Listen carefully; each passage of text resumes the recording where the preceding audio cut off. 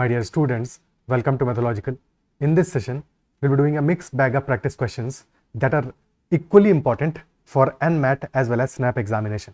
Some of the questions are taken from previous years, from SNAP examinations, जिनको कि मैंने already अपनी playlist में cover up नहीं किया है, and some of these questions are from NMAT specific material. Okay, so start करते हैं session को.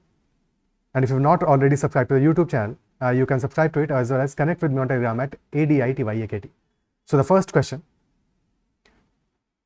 during each question, first pause the question, take your time, take 1 to 2 minutes to solve the question and then watch the solution. अगर थोड़ा सा time ज़्यादा भी लगता है तो भी चलेगा, but try to solve it within 2 minutes for sure. ठीक है, अगर 90 seconds में कर दो तो और बेटर है. Question is saying, in an exam, Abhinandan got 42.85% of the maximum marks and failed by 40 marks, and Binod got 75% of the maximum marks and passed by 50 marks. So to find the passing marks in the examination, Abhinandan has got 42.85%. Now 42.85% क्या होगा? This is basically 3 by 7. 3 by 7. 14.28% is 1 by 7. ठीक है, 42.85% is 3 by 7. So 3 by 7 of the total marks, and he has failed by 40 marks. Failed by 40 marks. So if this is the passing mark, let us say. So he has failed by 40 marks. 40 marks less आए हैं उसके. And Binod got 75% marks. 75% is 3 by 4. 3 by 4. So 3 by 4 of the total marks. If total is T, so 3 by 7 of total marks. Abhinandan को मिले हैं 3 by 4 of the total marks. Binod को मिले हैं. And Binod has passed by 50 marks. So he has got 50 marks more than passing marks. So the difference between their marks is 40 plus 50, 90 marks. Okay. To compare it properly, the denominator should be equal. तभी तो हम compare कर पाएंगे. तो first case में denominator 7 में है, second में है 4. Multiply, LCM क्या होगा 7 और 4 का? 28 आ जाएगा. तो फर्स्ट केस में 4 से डिनोमिनेटर और न्यूमरेटर दोनों को मल्टीप्लाई कर दो तो 12 by 28. और सेकंड केस में आ जाएगा 7 से मल्टीप्लाई कर दो 21 by 28. यानी कि if total marks are 28, then Abhinandan has got only 12 marks out of 28 and Binod has got 21 marks. तो डिफरेंस कितना है? डिफरेंस है 9 यूनिट्स का, 9 मार्क्स का. But actual difference is 90 marks का, which is 10 times. 10 times है, यानी कि total marks will be 10 times, and marks of Abhinandan will be 10 times, and so will be marks of Binod, 120 and 210. But question is not asking about total marks, but the passing marks in the examination. So passing marks are 50 less than marks of Binod or 40 more than marks of Abhinandan. किसी भी एक case में calculate कर लो तो 120 plus 40, passing marks will be equal to 160. Option D will be the answer. Okay, passing marks will be 160. Is that part clear? ठीक है. Next question. A bag has a total of 108 toys. Total number of toys is 108. These toys are of 3 different colors: black, green, and white.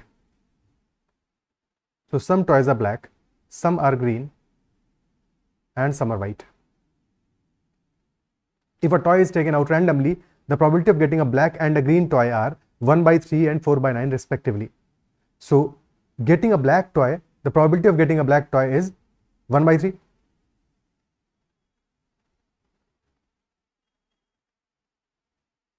If you pick one black toy randomly, यानी कि out of total, if total toys were 3, तो black toys are only 1. Isn't it so? 1 और 3 का ratio है. Total toys अगर 3 units है तो black toys हमारे 1 यूनिट्स. और सेकंड केस में ग्रीन टॉय का ऑब्टेन करने की प्रोबेबिलिटी इज 4 by 9, यानी कि out of total, if total toys are 9 तो ग्रीन टॉयज आर ओनली 4. तो डिनोमिनेटर यहां पे भी इक्वल कर लेते हैं, 3 और 9 बेस को इक्वल कर लो. ओके, सो फर्स्ट केस हो जाएगा हमारा 3 by 9 मल्टीप्लाई बाई 3, डिनोमिनेटर और न्यूमरेटर दोनों को. तो ब्लैक टॉय की प्रोबेबिलिटी हो जाएगी 3 by 9 and probability of green toy is 4 by 9, which implies कि टोटल टॉयज आर 9 तो black toys are 3, green toys are 4 और बचे कितने? 3 plus 4 7. तो व्हाइट टॉयज बच गए 2. So 2 will be white toys out of 9, but actual number is not 9 but 108, which is 12 times, यानी कि 1 यूनिट की वैल्यू कितनी है? 12. तो नंबर ऑफ व्हाइट टॉयज कितने आ जाएंगे? 2 यूनिट्स थे तो 2 into 12 24 toys will be there 24। और अगर ब्लैक पूछता तो ब्लैक होते हमारे 36, बट ब्लैक तो डायरेक्टली निकल जाते, और ग्रीन होते हमारे 4 into 12 48। Answer is 24 in this case, option B will be the answer. Clear है? ठीक है। Next question, question number 3। In a factory with 400 employees, the ratio of the number of male employees to that of the female employees is 5:3. There are 87.5% regular employees in the factory. If 92% of the male employees are regular employees, then what is the percentage of female employees that are regular? देखो, जब भी percentage का question आएगा तो वहाँ पे हमें fraction percentage comparison आना चाहिए कि फ्रैक्शन को परसेंटेज में कन्वर्ट कर पाएं, परसेंटेज को फ्रैक्शन में कन्वर्ट कर पाएं। ये काम कर पाओगे तो क्वेश्चन को इजीली सॉल्व कर पाओगे, अदरवाइज क्वेश्चन में अटकोगे या टाइम ज़्यादा वेस्ट करोगे। ठीक है। फैक्ट्री में एम्प्लॉइज है 400 और रेशियो गिवन है हमें मेल और फीमेल एम्प्लॉइज का 5:3। 5:3, तो मेल एंड फीमेल एम्प्लॉइज का ratio is 5:3। 5 + 3 total comes out to be 8 and 8 units is equal to 400, यानी कि 1 unit is equal to 50। So male employees आ जाएंगे 5 into 50 250 and female employees will be 3 into 50 150। Okay, if you can directly write it कि 5 + 3 8, 8 units है 400, 1 unit है 50, तो 5 units हो जाएगा 250, 3 यूनिट्स हो जाएगा 150। डायरेक्टली लिख पाओगे तो बेस्ट है। ठीक है, तो हमारे मेल और फीमेल एम्प्लॉइज का नंबर आ गया। फिर क्वेश्चन कह रहा है there are 87.5% regular employees in the factory.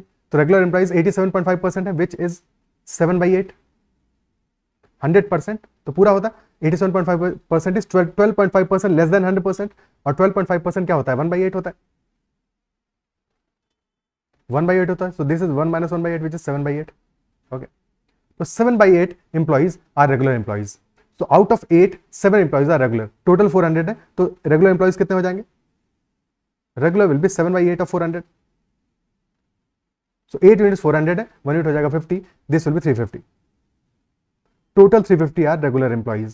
And question is saying 92% of the male employees are regular employees. 92% male employees are regular employees. 92 क्या होता है? 92 is 23/25. 23/25 employees are regular employees. So out of male employees कितने regular हो जाएंगे?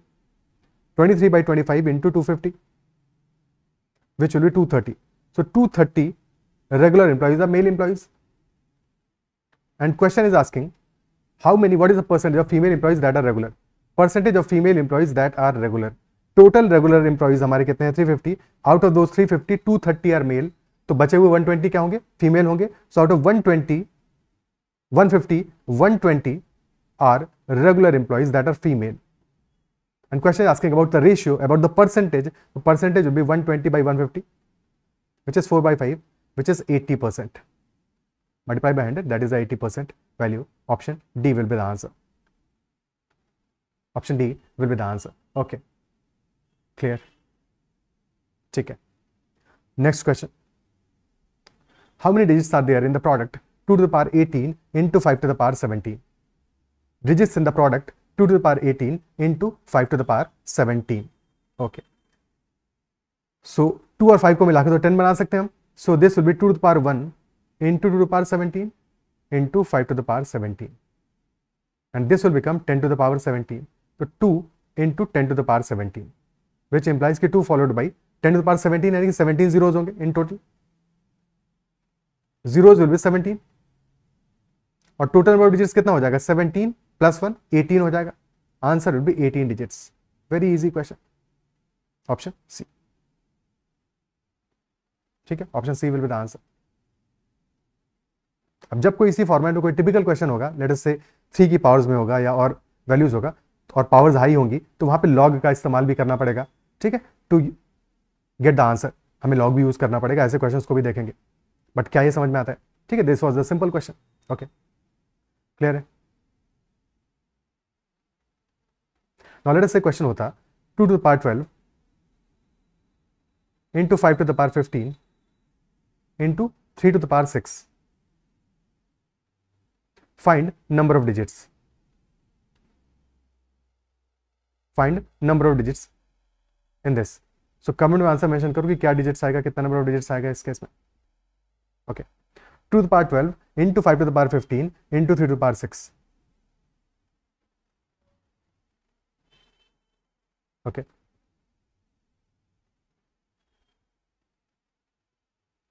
Clear है? और options हमारे exactly यही है, 16, 17, 18, 19 and 20. So solve this question. Next one. If x is a number such that 0.020 is less than x minus root of 10 is less than 0.021, so which of the following is closest to the value of 1 by root 10 minus 1 by x? very प्यारा सा question है, बहुत ही प्यारा सा question है. थोड़ा time spend करो question के साथ में, ट्राई टू सॉल्व इट. ठीक है, घबराना नहीं है क्वेश्चन से, ट्राई टू सॉल्व इट. समझने की कोशिश करो कि क्वेश्चन में हमें सॉल्व करके क्या एक्जैक्टली निकालना है, कैसे निकाल पाओगे. बिकॉज अल्टीमेटली हमें क्या चाहिए, हमें एक रेंज गिवन है और क्वेश्चन ही पूछा है विच of the following is closest, यानी कि यहाँ भी हमें एक अप्रॉक्सीमेट वैल्यू मिलेगा. बिकॉज एक्स का एग्जैक्ट वैल्यू तो हमें पता नहीं है, एक रेंज पता है. ओके, ठीक है. So which of the following is the closest value of 1 by root 10 minus 1 by x. Now x minus root 10 क्या है, this is between 0.02 and 0.021. Root 10 का वैल्यू क्या आता है, by root of 9 this is 3, तो 3 से थोड़ा बड़ा होगा. रूट ऑफ 16 इज 4, तो 4 से छोटा होगा ऑब्वियसली. ठीक है. सो बट रूट 10 का एग्जैक्ट वैल्यू क्या निकालोगे, तो जब भी रूट 10 का एग्जैक्ट वैल्यू हमें निकालना है तो एक काम कर सकते हो, you can find out root of 10.00. Okay, ठीक है. 31 स्क्वायर क्या होता है, दैट इज 961. अगर नहीं आता है 31 स्क्वायर तो 30 स्क्वायर तो आता होगा. 30 स्क्वायर इज 900. ठीक है. 30 के स्क्वायर में add 30 and 31, you will get 31 square. Basically n square में add n and n plus 1, 2n+1 add कर दो. फॉर्मूला ही पता है ना, n स्क्वायर प्लस 2n+1 क्या होता है, this is n+1 whole square. तो बस वही काम तो कर रहे हैं हम. n स्क्वायर में n और n+1, 2n+1 ऐड कर दो, you will get the n+1 square. 31 का स्क्वायर मिल गया 961. 32 का square, this is 2 to the power 10, सो ये तो पता होना चाहिए 1024. ठीक है. सो अगर एक डेसिमल ऐड कर दें, यहाँ पे 9.61 कर दें, तो 3.1 square is 9.61. Similarly 3.2 square is 10.24, यानी कि our root 10 will be between 3.1 and 3.2. ठीक है. अप्रॉक्सीमेटली 3.16 के आसपास का वैल्यू आ जाएगा लेट से. ओके, और उसमें हम सब्ट्रैक्ट कर रहे हैं 0.02, which is a very smaller value, यानी कि x माइनस रूट 10 हमारा अप्रॉक्सीमेटली 3.14 के आसपास का वैल्यू होगा. Isn't it so? क्या ये क्लियर है? 3.14 के आसपास का वैल्यू होगा, यानी कि पाई के आसपास का वैल्यू होगा x minus root 10. Okay, but question में हमें प्राइस से कोई कंसर्न नहीं है.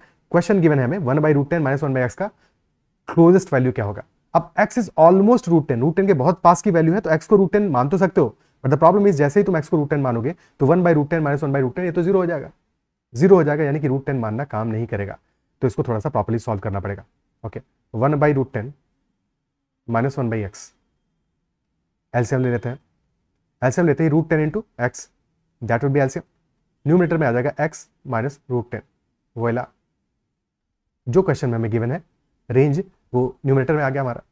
ठीक है, न्यूमरेटर में आ गया. अब लेट अस हम 0.020 वैल्यू मान लेते हैं इसका. ठीक है, 0.020 वैल्यू मान लेते हैं इसका x माइनस रूट 10 का. So numerator will be 0.020. अब डिनोमिनेटर को क्या मानेंगे, denominator is x into root 10, x into root 10. ठीक है. सो x क्या है हमारा, रूट 10 प्लस 0.020 टाइप का वैल्यू है. x is almost root 10 plus 0.020. ठीक है, मिनिमम वैल्यू के आसपास ले लिया हमने और मल्टीप्लाइड बाई रूट 10. अब रूट 10 इंटू रूट 10 तो क्या आ जाएगा, 10 आ जाएगा. बट रूट 10 में जब 0.02 मल्टीप्लाई करोगे, this will be almost negligible, बहुत नेग्लिजिबल वैल्यू आएगा, क्योंकि ऑप्शन हमारे क्या है, ऑप्शन सारे के सारे 10 से मल्टीप्लाई हो रहे हैं. तो ऑप्शन में डिफरेंस अच्छा खासा है. तो यहाँ पे तुम इसको निग्लेक्ट कर सकते हो, जीरो मान सकते हो. तो वैल्यू हो जाएगा 0.020 upon root 10 into root 10 will be 10. तो 10 से डिवाइड कर रहे हो, एक और जीरो आ जाएगा डेसिमल के बाद में, यानी कि 0.02 की बजाय 0.002 हो जाएगा अप्रॉक्सीमेट वैल्यू. ठीक है, दिस कैन बी 0.002 और 0.0021, इनके बीच में ही वैल्यू आएगा. ठीक है, एज सच इसका वैल्यू आएगा 0.002 और 0.0021 के बीच में, एक रफली वैल्यू ऐसा ही आएगा. ठीक है, क्योंकि हमने डिनोमिनेटर में भी इग्नोर किया हुआ है, वो भी ध्यान देना है. तो थोड़ा सा वैल्यू आसपास आएगा. एग्जैक्टली इसके बीच में वो जरूरी नहीं है, थोड़ा बहुत ऊपर नीचे हो सकता है, कोई फर्क नहीं पड़ता. रेंज हमें पूछा है क्वेश्चन में, तो अप्रोक्सीमेट वैल्यू आएगा ऑप्शन सी 0.002. क्लियर है? ठीक है, तो ऐसे क्वेश्चन में हमें अप्रोक्सीमेशन करना है और बहुत ही बढ़िया अप्रोक्सीमेशन का क्वेश्चन है. ठीक है, क्लियर है? Next question, we have 60, 76 and 84 loaves of bread of companies A, B and C respectively. We have to supply these breads to retail stores so that a store has the bread of just one of the companies and all the stores have the same number of loaves. So what can be the minimum number of stores? Question ये कह रहा है 60, 76 and 84 loaves of bread of companies A, B, and C are there. You have to supply these breads to retail stores. और कैसे supply करना है? So that a store has the breads of just one of the companies. यानी एक store के बाद पास में सिर्फ और सिर्फ एक कंपनी की ब्रेड्स होनी चाहिए सारी की सारी. And all the stores have same number of loaves. Okay, so कैसे पॉसिबल है सेम नंबर ऑफ लोव्स हो और एक स्टोर के पास में एग्जैक्टली एक ही कंपनी की ब्रेड्स हो? एक number of breads with a store should be a factor of the given numbers. Number of breads with a store will be a factor of given numbers. So factor होगा factor of 60, 76 and 84. Now since all the stores have exactly same number of loaves, so we need the common factor. Common factor चाहिए और हमें चाहिए minimum number of stores, तो highest common factor चाहिए. ठीक है, common factor चाहिए होता और क्योंकि मिनिमम नंबर ऑफ स्टोर्स चाहिए तो हाईएस्ट कॉमन फैक्टर चाहिए. क्लियर है? एचसीएफ चाहिए. Is that it? सो ठीक है. ओके, एचसीएफ चाहिए तो एचसीएफ क्या आ जाएगा? HCF of these numbers will be 60, 76, 84. HCF आ जाएगा हमारा इक्वल टू 4 एंड एचसीएफ आ गया 4. बट क्वेश्चन में एचसीएफ नहीं पूछा है तो 4 मार्क नहीं कर देना. क्वेश्चन पूछा है मिनिमम नंबर ऑफ स्टोर्स क्या होगा. So if you are supplying 4 loaves तो ईच ऑफ द स्टोर, तो नंबर ऑफ स्टोर्स कितने आ जाएंगे हमारे? नंबर ऑफ स्टोर्स कितने आ जाएंगे? आ जाएगा 60/4. कंपनी ए का ब्रेड सप्लाई करेंगे 15 स्टोर्स को. कंपनी बी का ब्रेड सप्लाई करेंगे 76/4 19 स्टोर्स को. और कंपनी सी का ब्रेड सप्लाई करेंगे 84/4 21 स्टोर्स को. 15 + 19 + 21 the number comes out to be 50, 20, 30, 40, yes 55. 55 is the number of stores. Option C is the answer. Clear है? Okay. ठीक है. 55 will be the number of answer. Number of stores. Minimum number of stores. Okay. Next question. How many distinct prime factors does 5 to the power 40 plus 5 to the power 37 have? Distinct prime factors.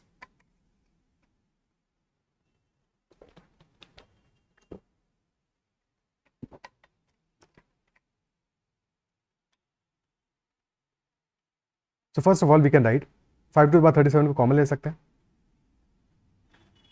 So inside bracket this will be 5 to the power 3 plus 1. Okay. 5 to the power 37 common लेते ही inside bracket will be 5 to the power 3 plus 1. और 5 to the power 3 हो जाएगा हमारा 125. तो 5 to the power 37 into 125 plus 1 which is 126. Now factorize 126. Prime factorisation करना है इसका. तो this will B 5 to the power 37 into 126 क्या है? 2 into 63. तो 2 into 9 into 7 यानी 2 into 7 into 3 square. So number of distinct prime factors पूछ रहा है. तो प्राइम फैक्टर्स हमारा 5 है prime factor, 2 is a prime factor, 3 is a prime factor, 7 is a prime factor. Total 4 distinct prime factors हैं. Option D answer आ जाएगा. 4 distinct prime factors, option D will be the answer. अगर question पूछा total number of factors पूछता, total number of factors, तो we have already done prime factorization. ठीक है. तो 5 to the power 37 है. तो इन अ फैक्टर 5 का पावर 0 से 37 तक कुछ भी हो सकता है. तो 38 ऑप्शंस आर देयर. 2 का पावर 0 और 1 कुछ भी हो सकता है, 2 ऑप्शंस. 7 का पावर 0 और 1 कुछ भी हो सकता है, 2 ऑप्शंस. एंड 3 का power 0, 1, 2 3 options. 38 into 3 into 4, 38 into 3 is 114 into 4, तो that is 456 will be total number of factors. अगर question total number of factors पूछता है, अभी तो यहाँ पे तो ऑप्शन डी आंसर है बिकॉज हमें टोटल डिस्टिंक्ट प्राइम फैक्टर्स पूछा है. But total number of factors will be 456. Okay, यही बात को जनरलाइज करें. So if there is a number that is prime 1 to the power a, prime 2 to the power b, prime 3 to the power c, तो number of factors will B a plus 1 into b plus 1 into c plus 1. Okay, ठीक है. Next question. Aman's present age is twice the present age of Babita. The sum of their ages 3 years hence will be 30 more than the average of their present ages. To find the present age of Babita. Aman की present age twice the present age of Babita है. Sum of their ages 3 years hence यानी 3 years after present यानी कि आज के बाद 3 साल बाद. ठीक है. 3 years hence will be 30 more than the average of their present ages. To find the present age of Babita, Aman and Babita. So Aman का present age is twice the present age of Babita. अगर बबीता का present as हम B मान लें तो अमन का present as will be 2b. 2 भी हो जाएगा, और ये तो प्रेजेंट की बात है, प्रेजेंट प्लस 3 ईयर्स, यानी कि T plus 3 years, present plus 3 years क्या होगा, 3 साल के बाद में अमन का एज भी 3 ईयर्स इंक्रीज कर जाएगा, बबीता का एज भी 3 ईयर्स इंक्रीज कर जाएगा, तो 2b प्लस 3 हो जाएगा अमन का एज, और b प्लस 3 हो जाएगा बबीता का age. And question is saying 3 years है, hence sum of their ages which will be 2b plus 3 plus b plus 3, this will be 30 more than the average of their present ages. तो present ages का average क्या होगा, 2b plus b divided by 2। तो this is 3b plus 6, 3b plus 6 is equal to 30 plus 3b by 2. 3b minus 3b by 2 will be 3b by 2, और 30 minus 6 is 24, तो यहां से 3b आ जाएगा 48 and hence b आ जाएगा 16। और question में क्या पूछा है, क्वेश्चन ने पूछा है प्रेजेंट एज ऑफ बबीता क्या है, तो present age of Babita is b only, तो option D 16 years will be the answer. Question ये भी कर सकता था, लास्ट में फ्रेम कर देता, कुछ चेंज कर देता, 3 ईयर्स के बाद में बबीता का एज क्या होगा 19 होता, या 10 ईयर्स के बाद में बबीता का एज क्या होगा 26 होता। तो क्वेश्चन का लास्ट लाइन हमेशा इंपॉर्टेंट है, सॉल्व करने के बाद में वो जरूर ध्यान देना है क्वेश्चन पूछ क्या रहा है एग्जैक्टली, ठीक है। और तुमने एज्यूम क्या किया था, फॉर एग्जांपल क्वेश्चन अमन का एज ही पूछ सकता था, अमन का एज प्रेजेंट में 32 होता, 3 ईयर्स के बाद में 35 होता। ओके, अभी तो हो गया इस क्वेश्चन सॉल्व करने का एक प्रॉपर अप्रोच जो हमने देखा इक्वेशन से सॉल्व करने का, बट जो तुम्हारी अंडरस्टैंडिंग है, जो समझ है, वो बहुत इंपॉर्टेंट है। जब भी क्वेश्चन थोड़े डिफिकल्ट होंगे तो वहाँ पे अंडरस्टैंडिंग ज्यादा काम करेगा, तो हमेशा क्वेश्चन को करने की, जब तुम सॉल्व भी कर रहे हो एक बार, ठीक है, प्रैक्टिस के टाइम पे, तो भी एक बार ये जरूर ध्यान दो कि क्या इस क्वेश्चन को और शॉर्ट में सॉल्व कर सकते हैं और समझ के सॉल्व किया जा सकता है बिना इक्वेशन बनाए हुए। तो देखो एक बार और ध्यान से इस क्वेश्चन को समझते हैं। Aman's present age is twice the present age of Babita, तो बबीता का जो भी प्रेजेंट एज है, अमन का age is double of that, ठीक है। सो अमन का एज विल बी, अगर बबीता का एज इज 1 यूनिट तो अमन का age will be 2 units.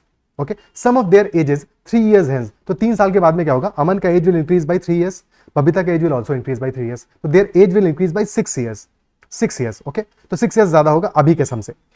And question is saying this will be 30 more than the average of their present ages, 30 ज्यादा होगा एवरेज ऑफ द प्रेजेंट के, 30 ज्यादा होगा। 6 ईयर्स जब तुम ऐड कर दोगे इनके सम में तो 30 ज्यादा होगा, तो 6 को पहले ही 30 में सब्ट्रैक्ट कर दो, यानी कि 24 ज्यादा होगा। एट प्रेजेंट वाला जो सम है, एट प्रेजेंट वाला जो सम है, that will be 30 minus 6, 24 years more than average of their present ages, isn't it so? तो present sum will be 24 more than average of their present ages, isn't it so? क्या ये बात clear है, क्या ये बात क्लियर है? और 2 पर्सन्स की हम बात कर रहे हैं, तो 2 पर्सन्स का जो सम होगा और एवरेज होगा, उनके बीच का डिफरेंस क्या होगा, वो भी तो एवरेज ही होगा भाई। देयर एजेस का sum will be 2b plus b and this is 24 plus 2b plus b by 2, तो डिफरेंस भी तो एवरेज के बराबर होगा। तो अगर तुम डिफरेंस ले पाए तो difference is also equal to 24 average, तो average is 24 is the average of their ages, यानी कि 3b is equal to 24। So ठीक है, sorry average 3b by 2 is equal to 24, तो 3b इज 48, यानी कि b यहां से 16 आ जाएगा, ठीक है। And try to solve this without writing even a single thing, ठीक है। तो क्वेश्चंस को थोड़ा सा टाइम ज्यादा लगेगा ऐसे करने में, बट ये तुम्हारी अंडरस्टैंडिंग जो है उसको इंप्रूव करेगा स्लोली एंड स्लोली। प्रैक्टिस में ये काम जरूर कर सकते हो, ठीक है। ओके, क्लियर है। Next question, the median salaries of 3B schools A, B and C are in the ratio 7:6:5 in the year 2019. So there are 3 schools A, B and C and the median salaries are 7, 6 and 5 in the ratio at present. Question is saying median salaries of these 3B schools are in the ratio 3:4 in the year 2020.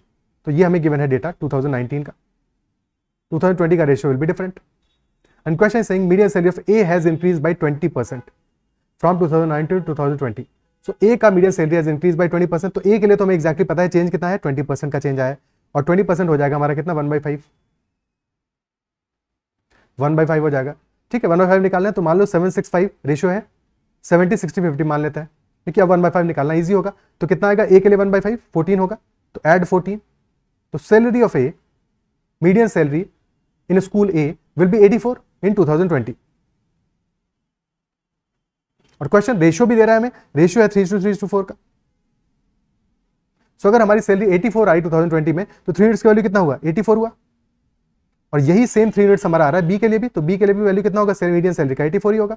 और question क्या पूछ रहा है, by what percent is the median salary of be increase, तो B का अभी 60 है, हो जाएगा 84, 24 का इंक्रीज आएगा 60 में, तो 24/60 सिंप्लीफाई करो 12 से 2/5 आ जाएगा, 2/5 is 40%, option A will be the answer. Option A will be the answer. Clear है? जस्ट इन केस यही सेम चीज पूछता क्वेश्चन स्कूल सी के लिए, तो स्कूल सी का वैल्यू कितना है, रेशियो में 3:4, 3 की वैल्यू 84 है, 1 की वैल्यू आ जाएगी 28, तो 4 यूनिट्स की वैल्यू आ जाएगी 4 × 28, 112। तो अभी की सैलरी 50 है, बट ये हो जाएगी 112, यानी कि there is a steep increase of 62 on the base of 50, तो इंक्रीज आ जाएगा 62/50 विच विल बी 124% का इंक्रीज होगा। Isn't it so? 124% का इंक्रीज होगा। क्लियर है? Next question, the probability is 0.6 that a biased coin will turn up heads on any given toss. If the coin is toss thrice, find the probability that at least one of the tosses will turn up heads.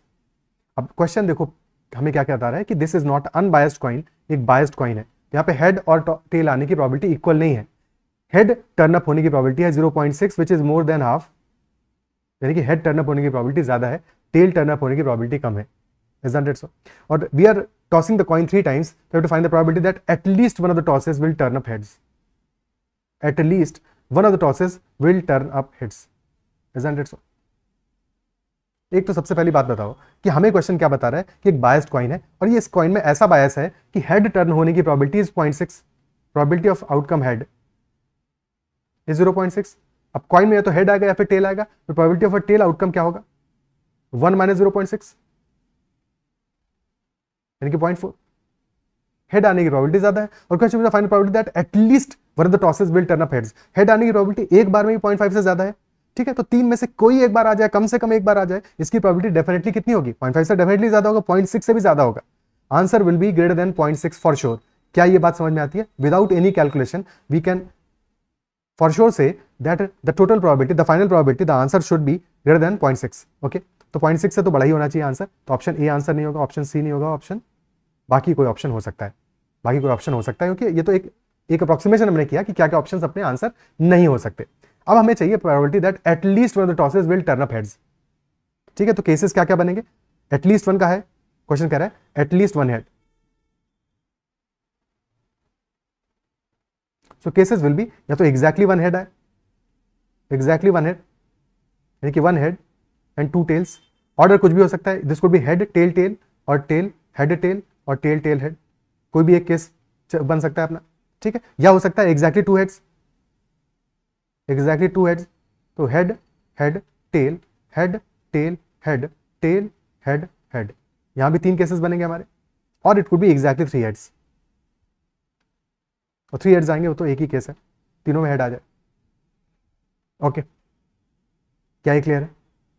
अब ये सारी की सारी probabilities को हम calculate करें, ये सारी प्रोबेबिलिटीज को हम कैलकुलेट करें, ठीक है, पहले कैलकुलेट कर लेते हैं, फिर उसके बाद में शॉर्टकट देखेंगे कि एग्जैक्टली हमें इस क्वेश्चन को करना कैसे चाहिए था, पर पहले एक लंबा वाला तरीका भी देख लेते हैं, बिकॉज कभी कभी किसी क्वेश्चन में हमें लॉन्गर मेथड भी अप्लाई करना पड़ता है केसेस काउंट करके। तो कितने तरीके हो गए हमारे, 3 केसेस आर देयर, प्रोबेबिलिटी तो तीनों केसेस में सेम ही रहेगा, ठीक है, तो एग्जैक्टली वन हेड का प्रोबेबिलिटी क्या आएगा, 3 multiplied by, we need 1 head and 2 tails, ठीक है, 1 head and 2 tails, isn't it so? तो बेसिकली यहां पे जो 3 मल्टीप्लाई कर रहे हैं इसको 3C1 भी लिख सकते हो, 3 में से कोई एक हेड आएगा, अब वो कौन सा आएगा ये चूज कर लो, तो 3C1 इंटू हेड आने की प्रोबेबिलिटी है 0.6, बिकॉज एक ही हेड चाहिए तो 0.6 टू द पावर 1, 2 टेल्स चाहिए तो 0.4 टू द पावर 2, ठीक है, 1 head 2 tails and 3C1 is probability for choosing कि कौन से वाले टॉस में हेड आएगा, ठीक है, so this will B probability of exactly 1 head. Okay, now second case, exactly 2 heads, अब हमें 2 हेड्स चाहिए तो 3C2, या तो 3C2 कर लो यानी कि चूजिंग कि कहां पे हेड आएगा 2 हेड्स के लिए, या 3C1 कर लो, टेल चूज कर लो कहां पे आने वाला है, बात एक ही है, ठीक है, 3C2 will be equal to 3C1। और अब क्योंकि हमें चाहिए 2 हेड्स 0.6 का होल स्क्वायर, 2 हेड्स चाहिए एंड 1 टेल चाहिए तो 0.4 का होल पावर 1। थर्ड केस, सारे हेड चाहिए तो यहाँ पे चूज तो कुछ करना नहीं है, तो 3 हेड्स चाहिए 0.6 whole cube. Now add these, add all of these, the probability of greater than equal to 1 head, this will be equal to 3C1 यानी 3 इंटू क्या वैल्यू आएगा 0.6 into 0.16 plus 3C2 which is also 3 into 0.6 whole square which is 0.36 into 0.4 और last में आ जाएगा 0.6 whole cube which is 0.216। Okay, this is 16 into 6 96, 0.96 into 3 0.096 into 3 कितना आएगा, that will be 0.288 plus 3 into 0.36 into 0.4, 36 into 4 is 144, तो 0.144 into 3 0.432 plus 0.216. So this is 432 plus 288. So this is 720.720. So 0.936 will be the answer. 0.936. This will be our answer. अब ये बहुत ही लंबा तरीका है इस क्वेश्चन को सॉल्व करने का. ऐसे हम एग्जाम में कभी भी सॉल्व नहीं करेंगे. एग्जाम में कैसे सॉल्व करेंगे वो देख लेते हैं. We have to find out probability that at least one of tosses will turn up heads. तो probability that at least one of tosses turns up heads will be equal to total probability which is equal to 1 minus probability that there are 0 heads, exactly 0 heads. एक भी head ना आए उसको subtract कर दो तो बाकी सारे के सारे केस में कम से कम एक हेड तो जरूर आएगा. और जब एक भी हेड नहीं आएगा तो क्या आएगा? सारे के सारे टेल्स होंगे. सो probability of 0 heads is equal to probability of 3 tails. So 1 minus all 3 tails और probability of tail is 0.4. So 1 minus 0.4 का whole cube, which will be 1 minus 0.064. So this will be 0.936. This will be the answer straight away. Option E. क्या ये clear है? ठीक है. Answer will be option E in this case. Okay. ठीक है. Next question. The sum of the digits of a number is 10. The number is 18 less than the number formed with the same digits, but in the reverse order. So what is the square of the number formed by reversing its digits? Sum of digits is 10. Let us say number हमारा है AB. ठीक है. Unit digit है B और 10 digit है A. यानी कि basically number क्या है? 10A plus B. भाई ऐसे समझो जैसे कि 34 होता नंबर, तो 34 क्या है? 3 इंटू 10 प्लस 4. तो वही सेम चीज लिखा है कि अगर नंबर AB हमारा, this is not A into B, this is AB. ठीक है. A और B प्लेस डिजिट्स है हमारी जो कि प्लेस्ड है, तो 10A plus B is the actual value. Number is 18 less than the number found with the same digits but in the reverse order. तो अगर हम नंबर्स के डिजिट्स को रिवर्स कर दें, यानी कि BA अपना नंबर बना दें, तो जो हमारा AB नंबर है that is 18 less then BA. तो BA minus AB, this is 18. BA ज्यादा बड़ा वैल्यू है और BA क्या होगा? This will B 10B plus A. So 10B plus A minus 10A plus B, this is 18. So 9 times of B minus A, this is 18, and hence B minus A is equal to 2. ठीक है. तो एक equation बन गया B minus A is equal to 2 और दूसरा हमें पता है sum of digits is 10. तो A plus B is 10. Add both these equations. तो A तो कैंसिल आउट हो जाएगा. 2B will be 12. So B will be equal to 6. A will be equal to 4. A 4, B 6. तो हमारा original number क्या है? AB है, यानी 46 है. But question is asking what is the square of the number form by reversing the digits. तो BA क्या आ जाएगा? 64. 64 का स्क्वायर क्वेश्चन पूछ रहा है. 64 स्क्वायर विल बी 64 है 2 टू पावर 6. 2 टू पावर 6 का square will be 2 to power 12. 4096. 2 to power 10 होता है 1024. उसे मल्टीप्लाई कर दोगे 4. 4096 will be the answer. Option B. Okay. ठीक है.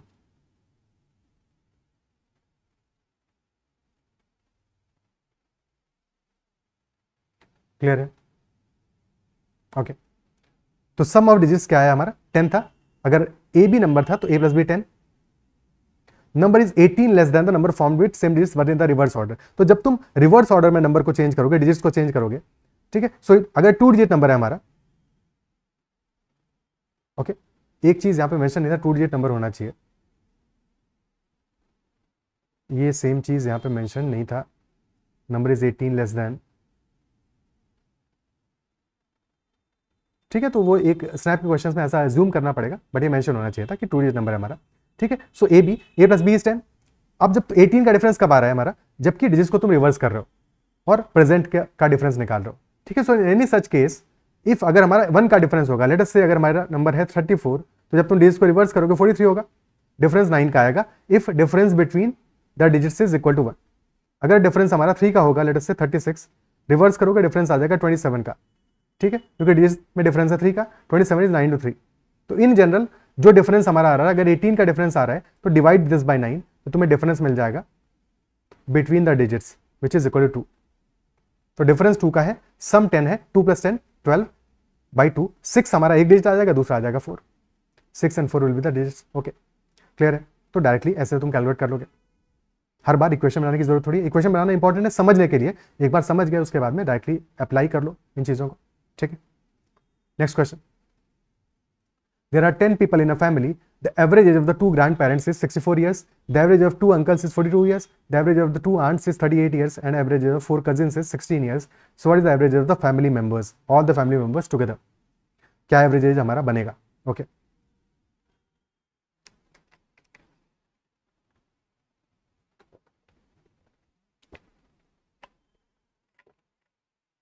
So simply data given है, हमें बस average calculate करना है. So there are two grandparents, or their average is 64. Two uncles, average is 42. Two aunts, average is 38. And four cousins, average is 16. Okay. तो simple चीज ये है, यहाँ पे जो भी हमें नंबर्स गिवन है, नंबर्स का भी रेशियो ले लो, नंबर्स का रेशियो ले लो, 2 2 2 4, सिंपली रेशियो आ जाएगा 1 1 1 2. ओके, यहाँ तो 2 2 2 4 है, बट नंबर्स बड़े भी हो सकते हैं, 15 17 20. तो एक बार रेशियो ले लो ताकि नंबर्स हमारे शॉर्टेस्ट फॉर्म में आ जाए. अब इसके बाद में जो एवरेज वैल्यूज गिवन है हमें 64 42 38 16, इन वैल्यूज में से किसी एक को अपना एवरेज एज्यूम कर लो और बाकी सबका डेविएशन ले लो, उससे कैलकुलेट कर लो. Okay, so let us assume कि एवरेज इज इक्वल टू 42 मान लेते हैं. ठीक है, 42 मान लेते हैं या 38 मान लेते हैं, जैसे 38 मान लेते हैं, लेट अस से 38 इज द एवरेज. तो 38 का अपने आप से डेविएशन कितना होगा? 0. 16 is 38 minus 22. 42 is 38 plus 4 and 64 is 38 plus 26. Okay, so new average क्या हो जाएगा? हमने एवरेज अज्यूम किया है 38, डेविएशन देख लो तो 38 से कितना आता है? 4 ज्यादा है. Now multiply this 4 with 1, this 26 with 1, तो 26 into 1 is 26 only, 4 into 1 is 4 only, और 22 into 2 is 44, बट माइनस 22 है तो माइनस 44 हो जाएगा. तो 26 plus 4 minus 44, and this divided by total number which is 1 plus 1 plus 1 plus 2. This is 5, divide by 5. So this will be our average. So average is 38 plus, क्या आया है? 30 minus 40 minus 44, तो minus 14 by 5, which is minus 2.8. So 38 minus 2.8, this will be 35.2. 35.2 years will be the average, final average. क्या ये clear है? ठीक है, 35.2 will be final average. Okay, clear है? This will be the answer. Next question, how many 5-digit numbers can be formed using the digits 0 1 2 3 4 5 which are divisible by 3 without any of the digits repeating? कोई भी digit को हमें repeat नहीं करना है. You have to form 5-digit numbers using these 5 digits, these 6 digits, and number should be divisible by 3. तो divisibility by 3 का rule क्या होता है? Sum of digits should be divisible by 3. If a number has to be divisible by 3, sum of digits should be divisible by 3.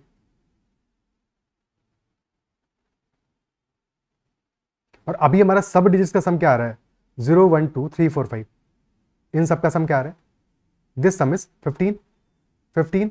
और हमें 5 digits को use करना है क्योंकि रिपीटेशन तो अलाउड नहीं है. रिपीटेशन अलाउड होता तो एक डिजिट से भी नंबर बना सकते थे, बट रिपीटेशन क्योंकि अलाउड नहीं है तो एक डिजिट को हम एक बार ही यूज कर सकते हैं. 5 डिजिट का नंबर बनाना है तो only 5 digits can be used, यानी कि हमें एक डिजिट को हटाना पड़ेगा आउट ऑफ 6. या तो 5 को चूज करना है या एक को हटाना है, दोनों बातें एक ही है. ठीक है, तो कौन से डिजिट को हटाने के बाद भी हमारा sum of digits will be divisible by 3? कौन सी ऐसी डिजिट्स होंगी जिनको हटाने के बाद भी sum will be divisible by 3? Already 15 हमारा डिविजिबल बाय 3 है, डिविजिबल बाय 3 है, 3 का मल्टीपल है.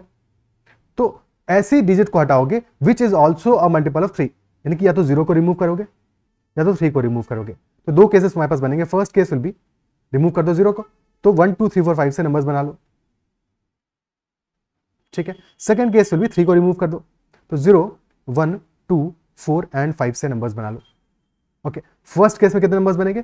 5 डिजिट्स है और कोई कंस्ट्रेंट नहीं है, 0 तो है नहीं यहाँ पे क्योंकि 0 के लिए स्पेसिफिकली सोचना पड़ता है. तो 1 2 3 4 5 total numbers will B 5 factorial, 5 factorial which is 120 numbers बनेंगे,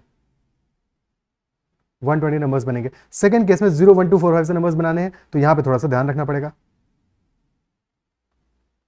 फर्स्ट प्लेस पे 0 नहीं आना चाहिए, यानी कि 1 2 4 5 में कुछ भी आ जाएगा तो 4 पॉसिबिलिटीज होगा.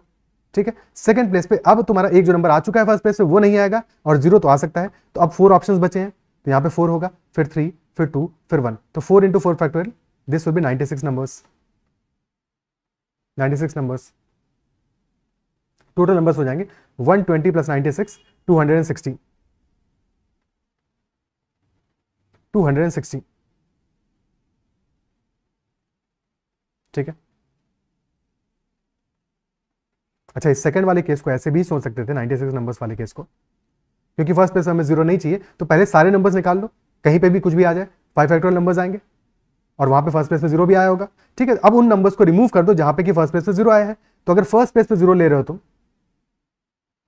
फर्स्ट प्लेस पे तुमने जीरो लिया, वो तो एक ही तरह से आ सकता है, और इसके बाद में 4 डिजिट्स बचा है, 4 फैक्टोरियल तरीके से आएगा, तो -4 फैक्टोरियल कर दोगे, यानी कि 120 -24, तो 96 नंबर्स बचेंगे तुम्हारे।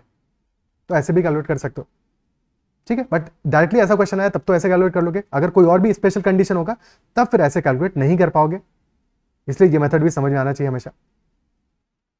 बाकी एक अल्टरनेट तरीका बता दिया तुमको, ठीक है।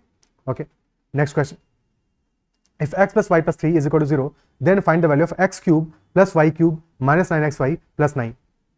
अब x cube plus y cube minus 9xy plus 9 का वैल्यू फाइंड आउट करना है, और गिवन क्या है हमें, x plus y plus 3 this is equal to 0, so x plus y can be written as equal to -3।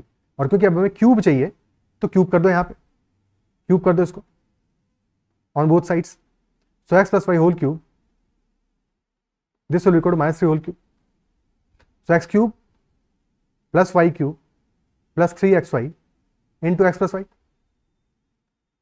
And this is -27। ठीक है, अब x प्लस वाई तो -3 के बराबर है ही हमारा, तो अगेन यहां पे भी x प्लस वाई में पुट कर दो ये वैल्यू, -3 पुट कर दो x प्लस वाई की जगह पे,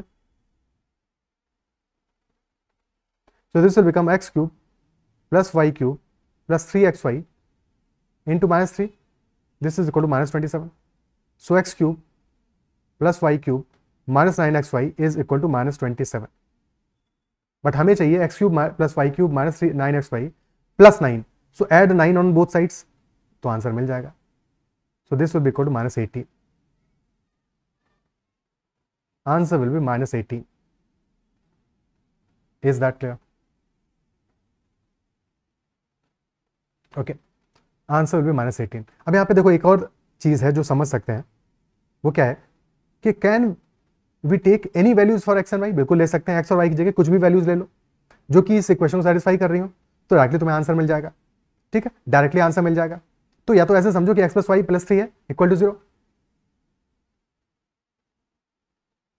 वाई को 0 ले लो, वाई को 0 एज्यूम कर लो, तो x plus 3 will be equal to 0, so x will be equal to -3, और वाई को 0 लेते ही वाई क्यूब 0 हो जाएगा, 9xy 0 हो जाएगा, तो तुम्हें सिर्फ कैलकुलेट क्या करना होगा भाई, ये भी 0 हो जाएगा, वाई को 0 लेते ही 9xy भी 0 हो जाएगा, सो तुम्हें कैलकुलेट करना है एक्स क्यूब प्लस 9, सिर्फ एक्स क्यूब प्लस 9 क्या आ जाएगा, -3 whole cube plus 9, so -27 plus 9 which will be -18, answer आ जाएगा -18, ऑप्शन सी।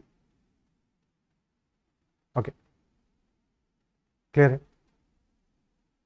ठीक है, हाँ, can not be determined option में गिवन नहीं होना चाहिए, ठीक है, क्योंकि किसी केस में ऐसा भी हो सकता है कि हम एग्जैक्ट वैल्यू डिटरमाइन नहीं कर पाए, तो वहां पे हमें प्रॉपर्ली सॉल्व करना पड़ेगा। अगर वो गिवन नहीं है, नन ऑफ दीज गिवन नहीं है, तो फिर इजीली तुम वैल्यू पुट करके आंसर निकालो, कोई दिक्कत नहीं है, कोई टेंशन नहीं है।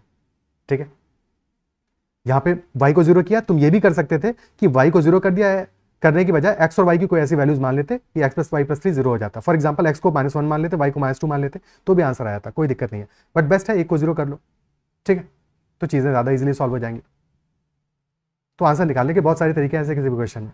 ओके, ठीक है, next question, a certain principal is compounded annually at the rate of 10% per annum if the difference between the interest of the second year and that of the third year is rupees 132, so what is the principal amount? तो एक certain principal है that is compounded annually and rate of interest क्या है 10% per annum, 10% per annum, 10% क्या होता है, this is 1/10, तो अगर 10 रुपीज का प्रिंसिपल है हमारा तो इंटरेस्ट होगा 1 रुपीज का, is that it? so 10 में 1 का इंटरेस्ट मिलेगा हमारा, कंपाउंडिंग एनुअल हो रहा है, तो difference between interest of second year and interest of third year given है, तो प्रिंसिपल अमाउंट क्या होगा? बेस्ट अप्रोच ऐसे किसी क्वेश्चन का क्या है, ट्री मेथड से सॉल्व करो।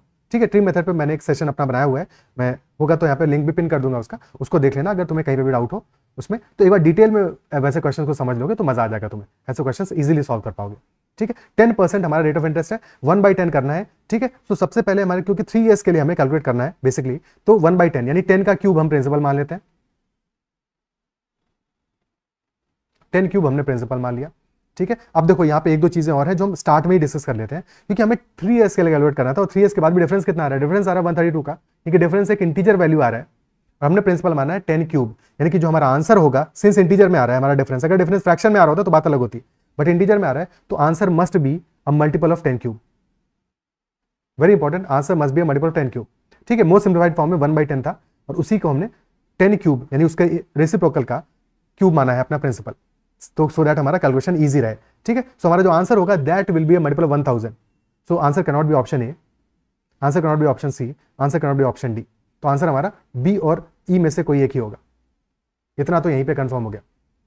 ठीक है, और इतना देखने के बाद में I can say that answer will B option E. But अभी कैलकुलेट करते हैं। तो अगर प्रिंसिपल हमारा 10 क्यूब होता है यानी कि 1000 होता, सो फर्स्ट ईयर का इंटरेस्ट क्या आएगा, same first year compound interest will be same as simple interest यानी कि 10% ऑफ 1000 या 1/10 of 1000 that will be 100 rupees. ठीक है, तो ईयर 1 का compound interest will be 100 rupees. Year 2 में प्रिंसिपल पे इंटरेस्ट तो 100 ही रहेगा, बट कंपाउंड इंटरेस्ट में होता क्या है, इंटरेस्ट पे भी इंटरेस्ट मिलता है, तो इस 100 रुपीज पे भी इंटरेस्ट मिलेगा, दैट विल बी 10% या 1/10, तो 10 रुपीज इंटरेस्ट आ जाएगा यानी कि सेकंड ईयर का इंटरेस्ट विल बी 110 रुपीज। ठीक है, compound interest of first year वो तो 100 है, compound interest of second year क्या है 110 हो जाएगा। ओके, अब थर्ड ईयर में प्रिंसिपल पे इंटरेस्ट तो 100 ही रहेगा, बट ये जो हमें इंटरेस्ट मिल गया है उस पर भी तो इंटरेस्ट मिलेगा। ठीक है, सो 210 पे इंटरेस्ट ले लो। ठीक है, 210 पे इंटरेस्ट ले लो, या ऐसे समझो कि 100% 200 पे इंटरेस्ट आ जाएगा हमारा 20 और 10 पे आ जाएगा 1। ठीक है, पूरे 200 पे 10 पे आ जाएगा 21। तो this is interest for third year which is 121। और क्वेश्चन में दिया है सेकंड ईयर का इंटरेस्ट और थर्ड ईयर का इंटरेस्ट का डिफरेंस 132। सेकंड ईयर का इंटरेस्ट 110 और थर्ड ईयर का इंटरेस्ट है 121। तो द डिफरेंस इज 11 रुपीज या 11 यूनिट्स, और 11 यूनिट्स की वैल्यू कितनी गिवन है हमें 132 रुपीज। तो 1 यूनिट कितना हो जाएगा, 11 से काटोगे 12 टाइम्स जाएगा, तो 1 unit is equal to 12 rupees. और हमारा इनिशियली हमने क्या माना है, प्रिंसिपल है 1000, तो 1 यूनिट की वैल्यू 12 है, तो 1000 into 12 principal will be 12,000 rupees. Principal will be 12,000 rupees, option A will be answer. क्या ये बात क्लियर है? क्या ये पार्ट क्लियर है? ठीक है, ओके। अब इसी चीज को एक और तरह से रिवर्स इंजीनियरिंग करके भी सॉल्व करते हैं। ठीक है, ताकि चीजें प्रॉपर्ली समझ में आए, जितना अच्छे से समझ में आएंगे उतना ही इजीली तुम किसी वैरायटी के क्वेश्चन को सॉल्व कर पाओगे। क्वेश्चन हमें बता रहा है difference between interest of second year and difference and third year. तो थर्ड ईयर का ऑब्वियसली ज्यादा होगा, सो दैट डिफरेंस इज 132। सो ये डिफरेंस आया क्यों है? डिफरेंस आया क्यों है? बिकॉज प्रिंसिपल कंपाउंड इंटरेस्ट में होता क्या है कि तुम्हारा जो भी इंटरेस्ट मिलता है वो इंटरेस्ट नेक्स्ट ईयर कैलकुलेशन में, नेक्स्ट ईयर इंटरेस्ट कैलकुलेशन में तुम्हारे प्रिंसिपल अमाउंट में ही एड अप हो जाता है। Isn't it so? Total amount पे इंटरेस्ट कैलकुलेट करते हो, तो the difference between second year compound interest and third year compound interest is only because of this second year का compound interest, only because of this compound interest. Because इस पे जो interest मिला होगा वो सेकंड ईयर में तो नहीं मिला होगा, वो सिर्फ थर्ड ईयर में मिला होगा, वो सिर्फ थर्ड ईयर में मिला होगा। तो थर्ड ईयर का compound interest basically is equal to second year का compound interest plus rate percent R% of second year compound interest, क्योंकि जो सेकंड ईयर में कंपाउंड इंटरेस्ट मिला है ये फर्स्ट ईयर का इंटरेस्ट और प्रिंसिपल पे तो कैलकुलेट होके ही आया है। ठीक है, so this is the basic difference. तो इसी की वैल्यू तुम्हें गिवन है 132 और 8% है 10%, तो 10% of compound interest of second year that is 132। So compound interest of second year is equal to 10% 1/10 था, तो 1320 रुपीज। तो सेकंड ईयर कंपाउंड इंटरेस्ट हमारा आ गया 1320 रुपीज, और सेकंड ईयर कंपाउंड इंटरेस्ट क्या है, compound interest of first year plus 10% यानी 1/10 of compound interest of first year that is 1320। So this implies 11/10 times compound interest of first year that is 1320। 11 से बचा यहाँ पे 120, तो compound interest of first year is 1200 rupees, और first year compound interest क्या होगा, this is 10% of principal, so principal is 12,000, option E। principal is 10,000 12,000 sorry, which is option E। is that clear?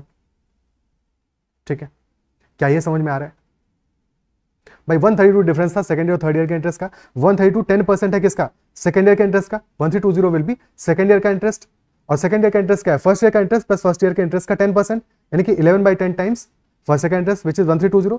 तो 1320 into 10/11 that will be 1200 will be first year का interest, और 1200 into 10 will be principal. Okay,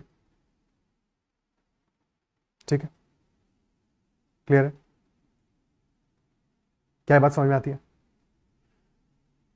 So these are all the questions in the first session. I believe जितने भी question हमने discuss किए, total 15 questions I guess discuss किए हमने। सारे के सारे क्वेश्चंस तुम्हें समझ में आएंगे। किसी भी क्वेश्चन में कहीं पे डाउट रहता है तो don't hesitate to ask any doubt, ठीक है। कमेंट में जरूर मेंशन करना कि तुम्हें क्या डाउट रहा है, कहाँ पे डाउट रहा है, टाइम स्टैम्प मेंशन करके मेंशन कर देना कि सर ये डाउट है, और इजीली अपना डाउट पूछ लेना। फिर भी तुम्हें कहीं हेजिटेशन हो तो तुम मुझे टेलीग्राम पे भी मैसेज कर सकते हो @ADITYAKT, और you can also join Telegram channel mythological, या फिर व्हाट्सएप पे चैनल ज्वाइन कर सकते हो, ठीक है। अगर सेशन पसंद आया तो make sure to hit the like button, and additionally you can also give your feedback in the comments. That is all for this session. Bye bye, take care and keep learning.